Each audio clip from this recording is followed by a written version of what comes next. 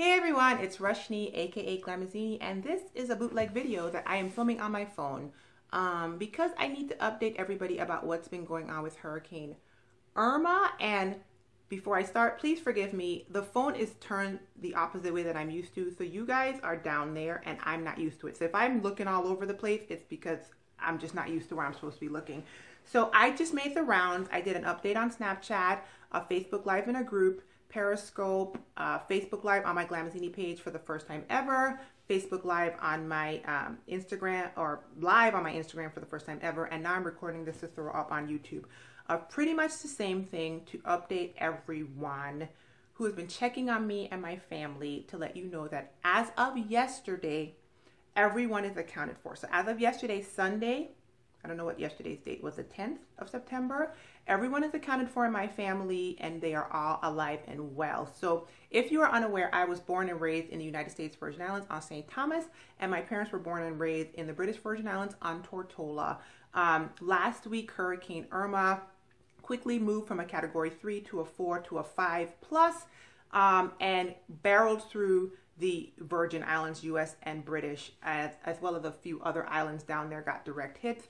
And it is now kind of petering out a bit in Florida. So just for some perspective, 90% of the people that I love and care about are in the Caribbean, in the Virgin Islands. The other 9% are in Florida, and the remaining 1% are scattered all over the world. So you can imagine that a hurricane doing what it's doing right now has really taken up my time. Everything stopped last week when the hurricane was coming toward my islands, and especially because it quickly picked up from a 3 to a 4 to a 5 category, and then they were just saying 5 plus. To quickly explain, the reason they say 5 plus is because there are no other categories for hurricanes over 5. A Category 5 hurricane is anything above 157 mile an hour sustained winds, and Irma was about 187, some places 190 something, 200-ish. So if a Category 6 and even 7 was possible, that would have been what it was categorized as. Irma was the strongest hurricane that has ever been recorded in the Atlantic Ocean. It was measuring on Richter scales. That hurricane hit my family directly. The eye wall of a hurricane is the worst part. A hurricane is a giant cyclone like this. It's traveling, and on the inside, there's an eye. So when you're here, it comes towards you, the wind speed starts picking up gradually, and then it gets really bad. And then in the inside of the hurricane, there's the eye, which is ridiculously calm. In 1989, I survived Hurricane Hugo. It took the roof off of our house, and it was a Category 4. And I remember going outside during the eye and marveling at how quiet it is, because there are no animals, the pressure is different, and it's just a really surreal experience. You can imagine then that going from 0 miles per hour winds, or it's probably not 0, but barely any, to like immediately 187 or 200 would be horrible. That part is called the eye wall. It's the worst part of the hurricane. And so my family members sustained a direct hit from the eye wall of a Category 6 or 7 hurricane. Yeah. And then on top of that, my parents specifically were across the street from the ocean, literally about 30 feet from the ocean. And the surges were 20 feet in some places.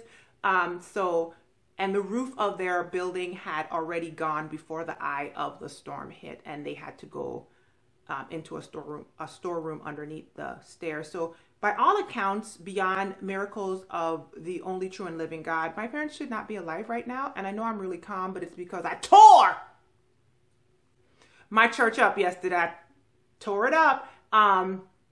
I gave him a praise, and I'm trying to just stay really calm and collected to let you guys know. But let me just say this to y'all: God is. And ain't nobody could tell me anything different, because I've seen video. I've seen video of people looking down from up in the hillside from whereby, like, areas that were near where my parents were, like, and it's not possible that my parents are alive, but they are, because God is. Anyway.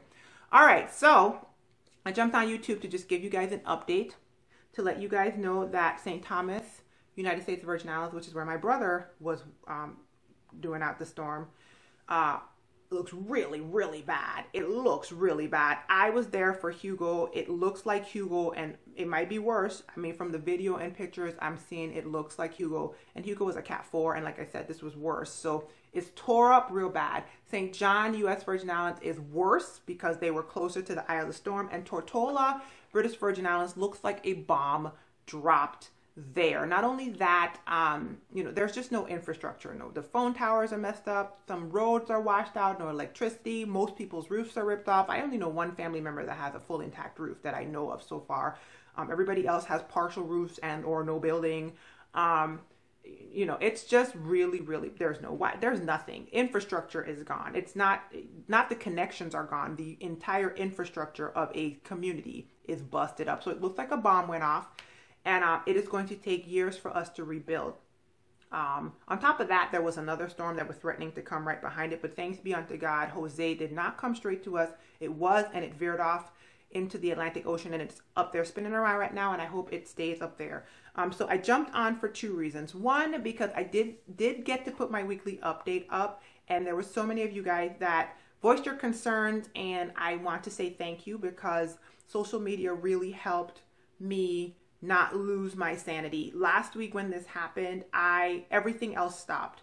Glamazini basically stopped, and I went into Hurricane Irma search and rescue mode. And I literally am still helping people get in contact with their family members as of yesterday, because they still can't. So I literally felt like I was running a one-woman search and rescue mission, an information mission on social media and on WhatsApp and stuff from last Wednesday. My husband was reminding me to eat. He was reminding me to rest. I had to take magnesium to fall asleep because I was just wired and so concerned about all of my loved ones.